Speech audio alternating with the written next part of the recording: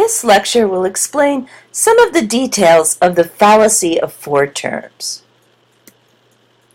So if a categorical syllogism has more than three terms, then it commits the fallacy of four terms. Note that it won't be a standard form categorical syllogism, because standard form categorical syllogisms only have three terms.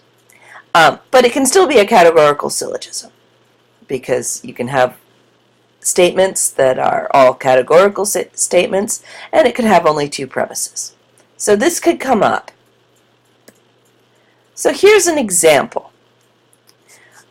All banks are edges of rivers. Some banks are financial institutions. Thus, some financial institutions are edges of rivers. Now, this has a number of different terms. It has banks, it has edges of rivers, banks again, financial institutions, and then, so one, banks, edges of rivers, financial institutions. See, this is one of the tricky ones because it actually only appears to have three terms. However, there are really four, because here the word banks is talking about the bank of a river, the edge of a river. Here, banks is talking about financial institutions. So these two, the word banks is used in two different senses in this argument. So there really are four terms, and to try to collapse those, you're going to get some very funny results, namely that some financial institutions are edges of rivers. So that's going to have to be true if this is true and this is true, and if these banks are taken as the same thing. So this commits the fallacy of four terms. And this is an example of an argument that really does commit the fallacy of four terms. Basically, it's equivocation. It's the fallacy of equivocation.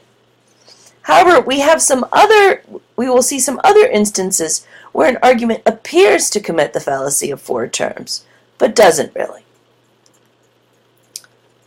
So consider this argument.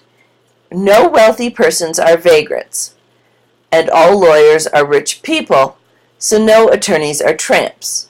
So here we have wealthy persons, vagrants, lawyers, rich people, attorneys, and tramps. We have 6 terms, but do we really?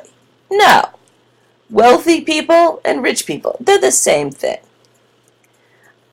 Vagrants and tramps, they can be seen as the same thing too. They're just different words for people who don't have homes and who maybe travel around. And lawyers and attorneys are the same thing. So what we need to do with an example like this is that we need to change some of the terms so that they're the same. So you could pick. Do you want it to be wealthy people or rich people? It doesn't matter. Just pick a term and change the argument so that the terms are the same. Same for lawyers and attorneys. It doesn't really matter which term you pick. You can pick whichever you want. And likewise with the vagrants and the tramps. And then it will have just 3 terms. So we're good to go. Okay. Now we have another example. So all mammals are warm-blooded animals, and no lizards are warm-blooded animals. Therefore, all lizards are non-mammals. So here we have mammals, warm-blooded animals, lizards, and non-mammals. So we have 4 terms. However, notice that one of the terms, non-mammals, is the complement of one of the other terms, mammals.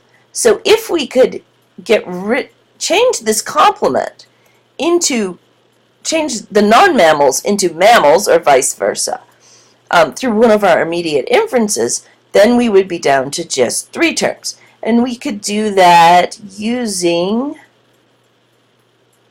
the obverse. If we performed the obverse on the conclusion, we would have no lizards are mammals.